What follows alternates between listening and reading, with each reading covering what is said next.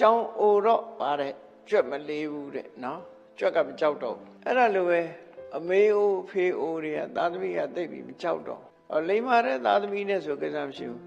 ကြောင်းအိုတော့ကြွက်မလေးဆိုတာလို့ဒီရာဒဟာအသက်အရွယ်ကြီးလာတဲ့အခါမှာမိသားစုကသူ့ကိုလေးမထားကြတော့ဗမာပြည်မှာလည်းအဲ့ဒါခဏခဏကြားတယ်တွေ့ရတယ်ဆင်းရဲတဲ့မိဘတွေအတိုင်းဝဲမှာဆိုပိုများသေးတယ်အဲ့ဒီမှာ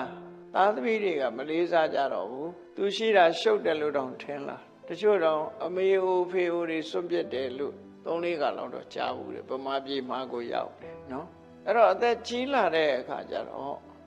ဒီဒုက္ခမျိုးကြုံတတ်တယ်ဗမာပြည်မှာတော့ဘိုးဘွားရိပ်သားတွေဘာတွေရှိလို့တချို့ဘိုးဘွားရိပ်သားလည်းပတ်စံပေးမှရတာနဲ့တူပါရဲ့နော်တချို့ဘိုးဘွားရိပ်သားတွေကတော့လည်းရှိပါတယ်အဲ့ဒါလို့တော်သေးတယ်နိုင်ငံခြားတိုက်ပြည်တွေမှာကျတော့ဘိုးဘွားရိပ်သားလို့မရှိဘူးနာဆင်းဟောင်းမှုပတ်စံပေးပြီး